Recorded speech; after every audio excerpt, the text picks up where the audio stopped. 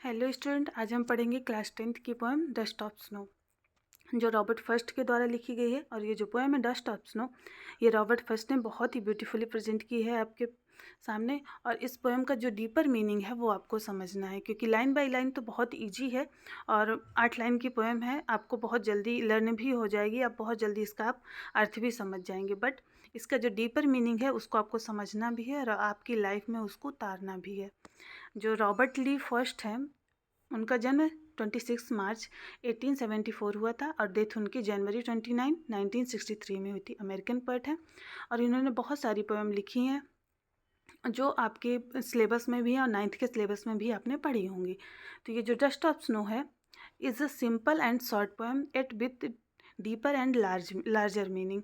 ये जो dust of snow है एक सिंपल और शॉर्ट पोएम है, बट इसका मीनिंग बहुत डीप और बहुत बड़ा है, जो कि अब जैसे ही हम एक्सप्लेन करेंगे तो आपको समझ में आ जाएगा।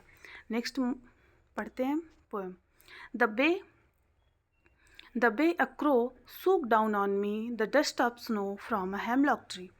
बट कहते हैं द वे अक्रो, जिस रास्ते से मैं जा रहा था, अब जहाँ पे है वहाँ पे या तो स्नोफॉल हुआ है या तो अभी हो रहा है, क्योंकि वहाँ का जो हेमलॉक ट्री है, हेमलॉक ट्री एक पॉइजनस ट्री है जिसको निगेटिविटी का सिंबल माना जाता है, क्रो को भी निगेटिविटी का सिंबल ही माना जाता है।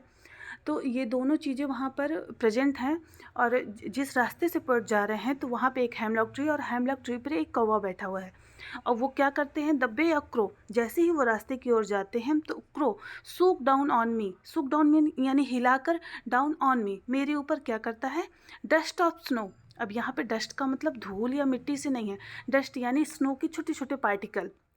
स्नो के जो भी छोटे छोटे पार्टिकल हैं वो जैसे ही कौवा अपने पंख फड़फड़ाता है तो वो पोएट के कंधे पे आकर गिरते हैं फ्रॉम अ हेमलॉक ट्री से होते हुए। तो पोएट कह रहा है कि जैसे ही मैं रास्ते से जा रहा था तो मेरे ऊपर उस कौवे ने हेमलॉक ट्री से बहुत सारे स्नो पार्टिकल गिराए। अब बहुत सारे लोग ऐसे हैं जो इस चीज़ को निगेटिव मानेंगे। अब इसका असर पोएट के ऊपर क्या हुआ देखते हैं, क्योंकि दोनों हेमलॉक ट्री और क्रो दोनों नेगेटिविटी के सिंबल हैं, तो ज़्यादातर यही सोच रहे होंगे लोग कि जो भी असर हुआ होगा तो निगेटिव हुआ होगा।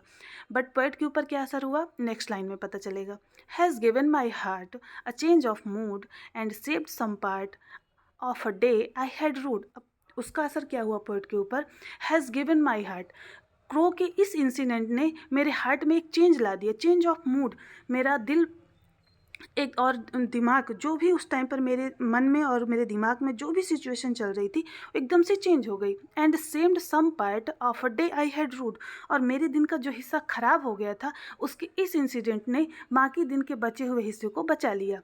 पोएट कह रहे हैं कि क्रो के इस इंसिडेंट से, जिसे सोसाइटी निगेटिविटी का सिंबल मानती है, बट जो हेमलॉक ट्री से, जो एक पॉइजनस ट्री माना जाता है, उससे जो भी स्नो के पार्टिकल मेरे ऊपर गिरे उससे मुझे गुस्सा नहीं आया, ना ही मेरे साथ कोई निगेटिव इंसिडेंट हुआ।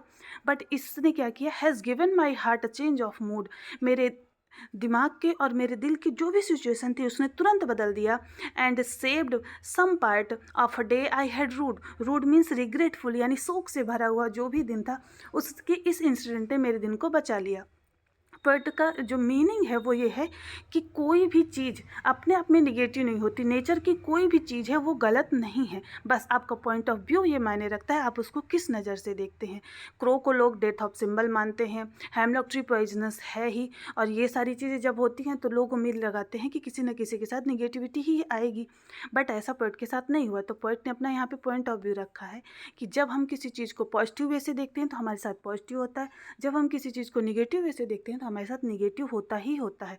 हमारा पॉइंट ऑफ व्यू मायने रखता है कि हम किस चीज़ को कैसे लेते हैं।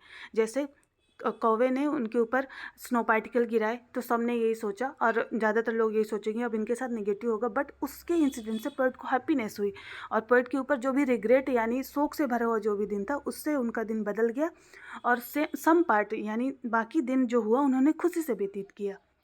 आई होप आपको ये पोएम अच्छे से समझ में आई होगी। नेक्स्ट पार्ट में हम इस पोएम का सेंट्रल आइडिया डिस्कस करेंगे।